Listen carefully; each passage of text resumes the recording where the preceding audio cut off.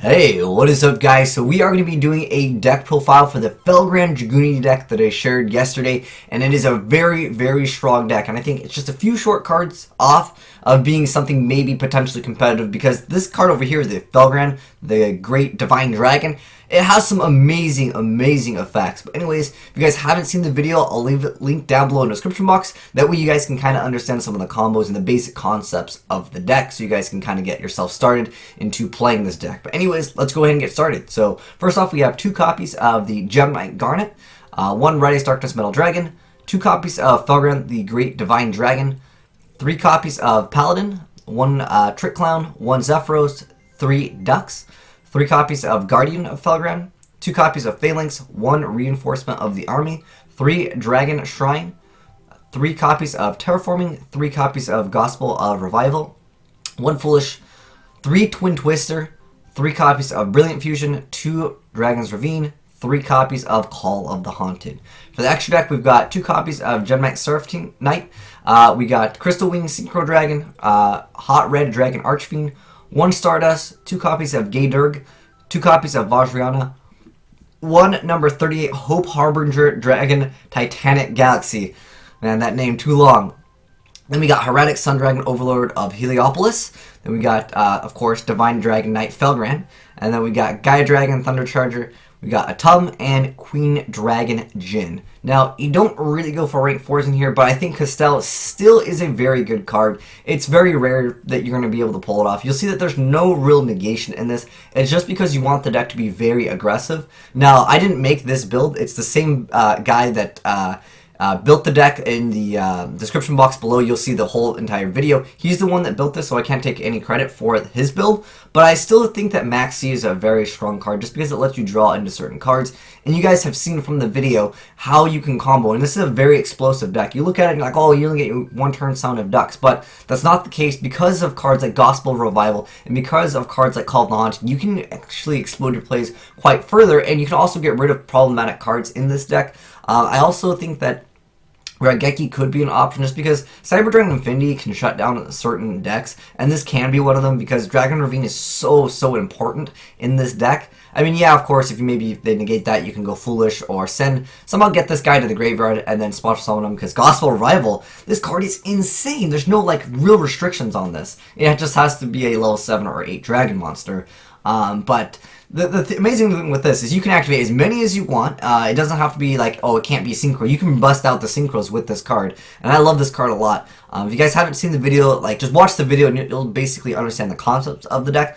But a card that I can recommend if you guys want to try out some of these other cards, maybe you personally don't feel like you need triple Twin Twister, even though I find it to be pretty good against most Pendulum decks. Cards that I can recommend, because like I said, I kept the build originally how he had it, but I think Max C is a great card. I think Notice is also a great card.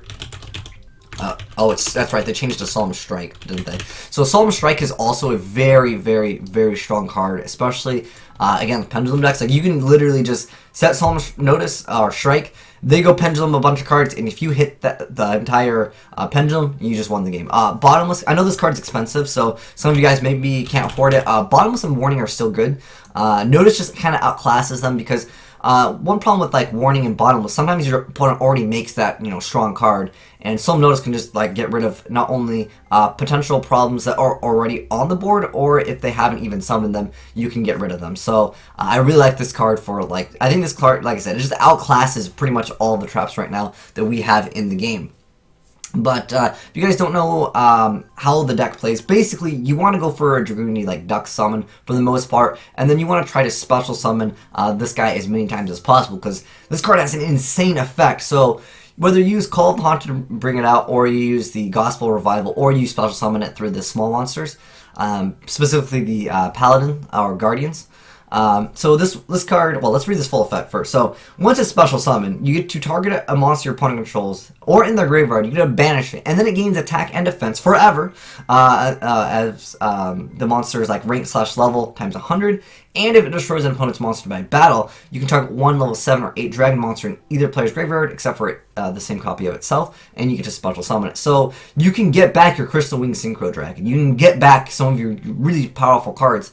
Another card, maybe if you guys don't really want to play some of these cards in the extra deck, because you can definitely change things in the extra deck. Heck, a lot of people have been doing this with the whole Gemini engine. They just decided, oh, I'm just going to go with 3 Brilliant Fusion because I only need 1 to resolve to technically win. And if you're going to go for that, I can kind of suggest this card. It's not like the most relevant thing, but it just helps you out because if you happen to already go into this card, it lets you put it back in the deck, and that's actually pretty helpful. But you can definitely try and, like, you know, Castell 101. I think Castell just outclasses 101 because it's more versatile, although 101 technically is like the better card if you're just trying to get rid of like a specific monster. But I really feel like you can definitely make good use of Scrap Dragon, because Scrap Dragon, it just has that awesome effect to like get rid of one problematic card.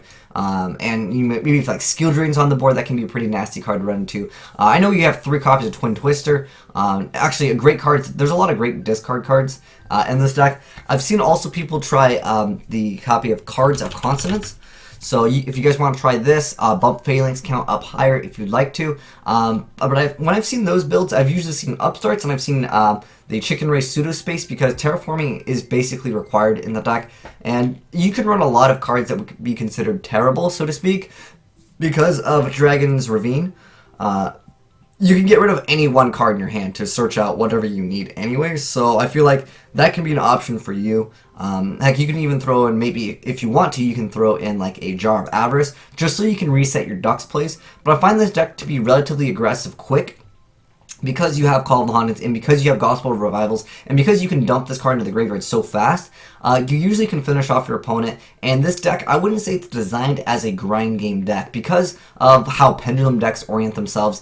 It can be very difficult for a non-pendulum deck to have a grind game now. It's as in like a longer game. I feel like a lot of these games right now in Yu-Gi-Oh are a lot shorter, so you have to play more aggressive, especially if you're not playing against pendulums. You have to try to OTK them, and you definitely can OTK them in this deck. And like I said, there's no limits to how many Gospel Revivals you can use per turn. Plus, in combination with Zephyros, there's a lot of crazy stuff that you can do in the Dragunities with Zephyros.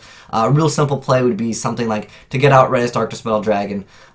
Basically, by bouncing back Red as Darkness Metal Dragon, you can then summon Zephyros, and you can go for another play. Another great card that I can recommend if you maybe don't have some of these cards or just want to add it into the deck, I don't see why not playing an Instant Fusion in the deck. And then, of course, if you play Instant Fusion, Norden would be your target. In the extra deck, and then you have access to some of the rank 4s. If you really want to try to push for OTK, there is this card called Ga Samurai, and the OCG was using this card at one point for a while just to try to OTK in a lot of different decks, just because this card allows you to attack twice. It's similar to Blade Armor Ninja, if you guys are familiar with Blade Armor Ninja. This card's really good too, but it does require warrior types, which you can get in this deck, although because the other card, the Ga Samurai, does not require warriors, that's the reason why they played him instead. And it's a pretty decent card. It's almost 4,000 damage. It's 3,800. And if you combo the 3,800 with, like, you know, one of these guys, and remember, this card is going to get boosted attack. And on top of that, once it kills something, it's going to bring something else back. So you can, like, attack over something, then bring out your Crystal Wing Synchro Dragon. And if this card's going to hit for 3,800, I'm pretty sure at that point you secured a huge advantage, if not already have won the game. So that can be a reason why perhaps he didn't play Upstart. I know, like I said, he wasn't playing Ga Samurai, but that's just a thing I was noticing in the OCG when they were trying to play dragons. They just tried to OTK, and like there was one that had like Geyseris. It was a really crazy like mix of stuff, but like it takes a lot of knowledge to understand how to really go off in dragons. There's just a simple like bread and butter play. Definitely with the whole Vajrayana and Gaydurg, especially with Gaydurg adding Zephyros to your hand. And then you, so this one, you add a level 4 lower Dragon type monster or Winged Beast, and it usually becomes Zephyros, and then you discard another thing. I think it's Mist Valley Baby. Okay, so this was another card people actually used at one point. So it's Mist Valley Baby Rock. When this card is sent direct from the hand to the graveyard, you can special summon it. And there's also, I think Garuda, Garuda the Wind Spirit, because you have Duxes that you can banish, especially if you're not playing like Jar of Avarice or anything. I can recommend you guys to maybe try out this card if you want to go for some rank 4s, push for some extra damage. So what this card basically does is you just special summon a banishing a wind monster, although it does have another effect.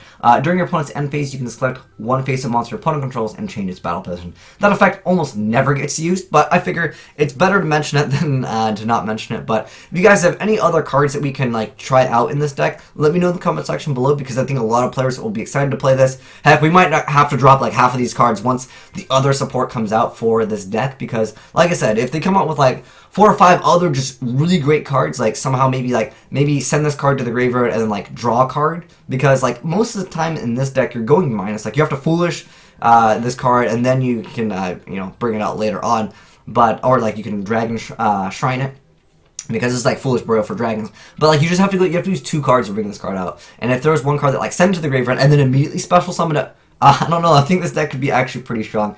Especially again with Gospel Revival, which has like really no downsides at all. But anyways, thanks for watching, guys. Like I said, if you guys want to watch how the deck plays, I'll leave a link down below in the description box. Watch it and then tell me what you guys think. Tell me if you guys have any suggestions for this deck. But thanks for watching, guys. Make sure you give that a like button a titty slap, and I'll see you guys next time.